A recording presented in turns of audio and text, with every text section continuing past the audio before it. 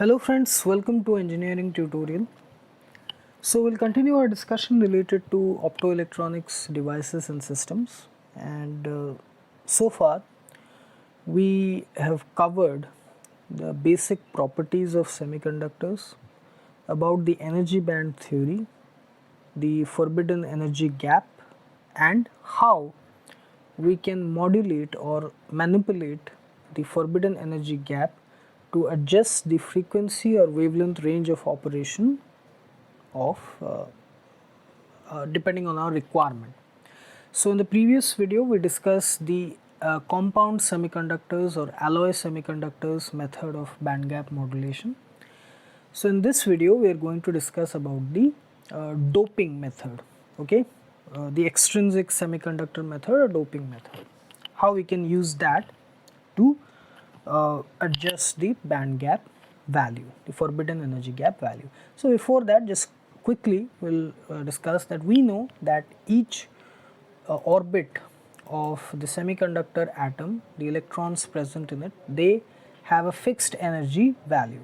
For isolated single values, for multiple atoms we have a range of values, with the outermost orbit having the highest energy value, which is the valence band, the energy corresponding to the valence orbit. And the difference between the valence band and the range of energies which is possessed by the free electrons, that is the conduction band, that difference is called as the forbidden energy gap. So how electrons they move to the conduction band?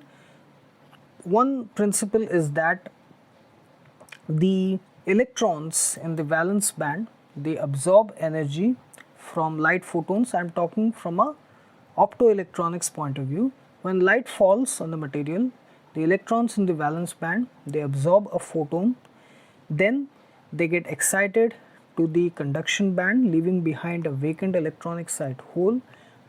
The excited electron, after a certain fixed period of time, which is the time period in the excited state, which is of the order of nanoseconds, it drops down to the valence band again with the release of the photon which it absorbed initially. This is the basic principle.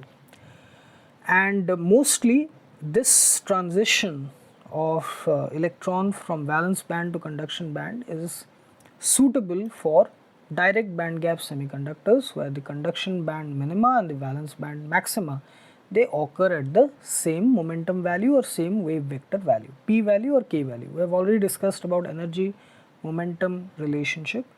So this transition is very favorable when the conduction band minima and the conduction band maxima, they have the same momentum value. This transition is smooth.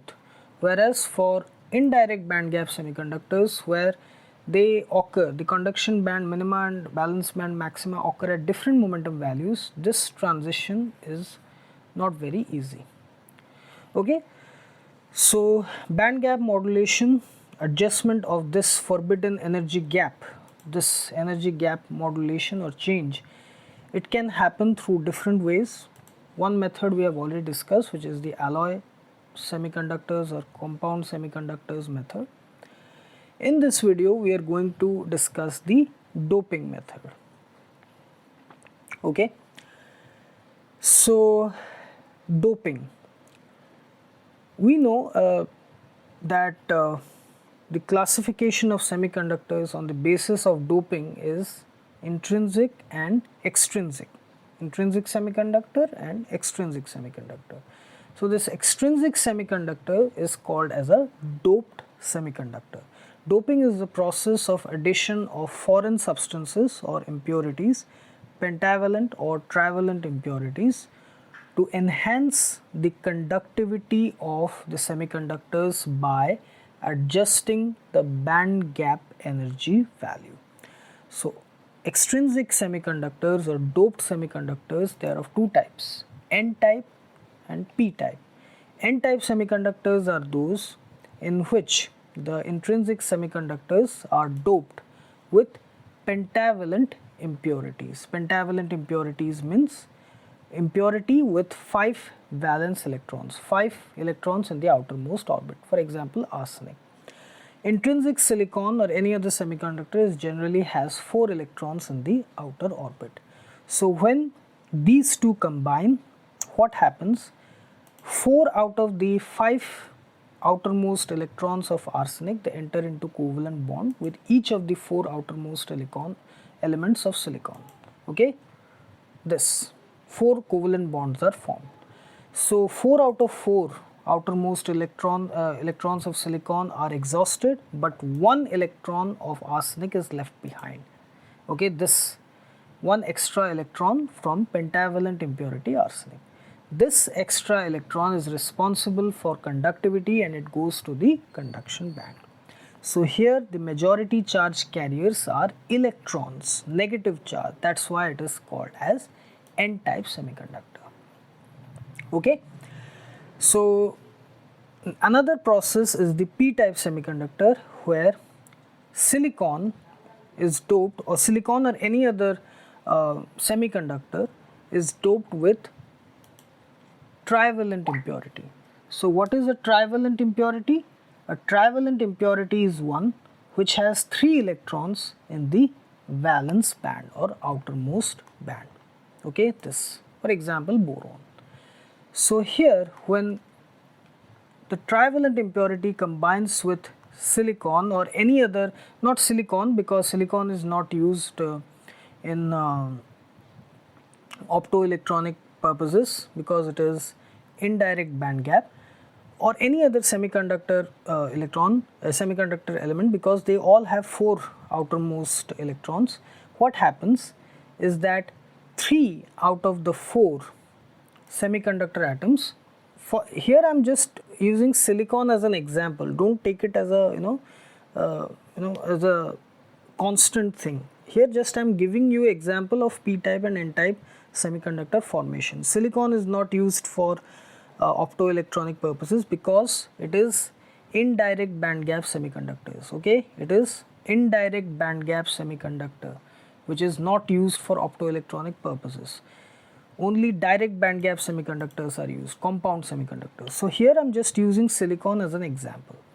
So here what happens, 3 out of the 4 valence electrons of silicon enter into covalent bond with 3 out of 3 of boron, and one such covalent bond formation with silicon atom has one vacant electronic site.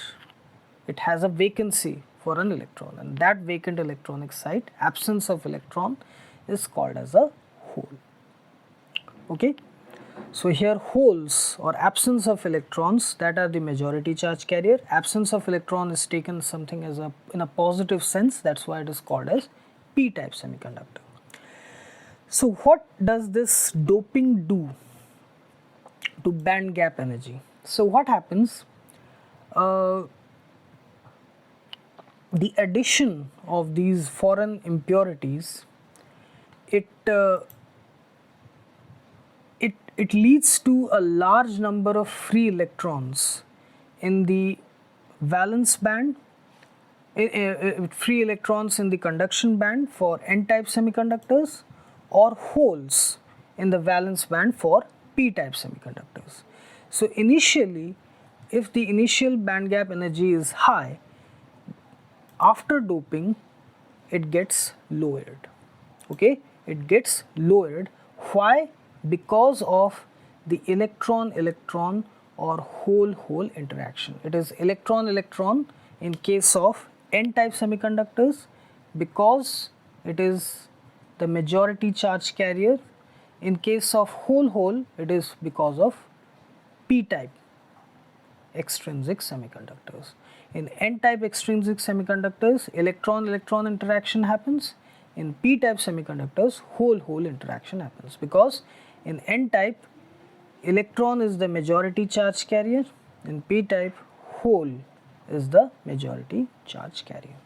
So such an interaction between the majority charge carriers, it results in a downward shift of the conduction band edge, this portion, this lower end of conduction band is shifted downwards, or the upper edge of the valence band, it is shifted upwards. So in either of the situations, the band gap energy is reduced. Whether the valence band is shifted upwards or the conduction band goes downwards, in both the cases we have one result, one common outcome, that is the band gap energy, the difference between the conduction band and valence band will be lower. That is what we want, because the lower the band gap energy, the less the energy will be required for transition of electrons from valence band to conduction band, and the more the number of electrons in conduction band, the better the conductivity.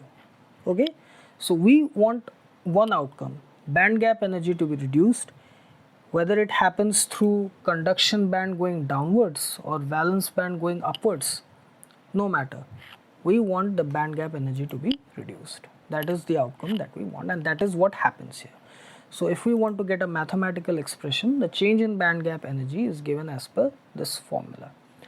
Okay, the band gap energy in terms of electron volt is equal to the band gap energy, the initial value at zero doping, when the semiconductor was in its pure state, intrinsic form, when no foreign substances, pentavalent, trivalent, whatever, when no such impurity is added, no doping happened, the band gap energy at that is called as Eg0.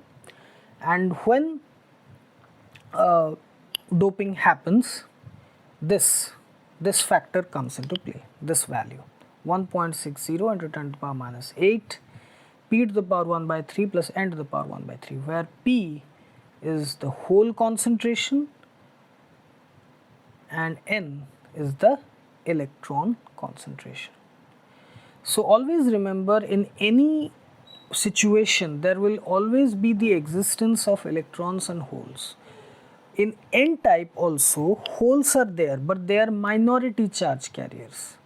In p type semiconductors there are electrons, but they are minority charge carriers.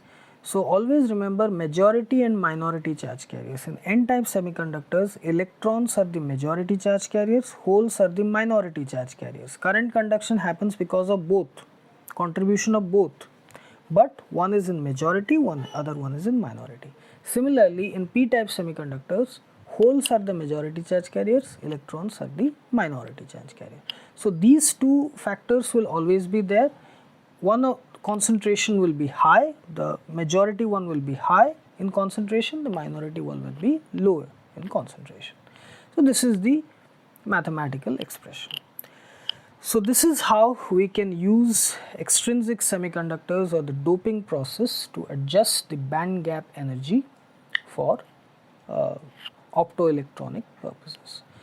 So I hope you like this video, and please subscribe my channel Engineering Tutorial for more such videos related to engineering, science and technology. Have a great day. Thank you very much.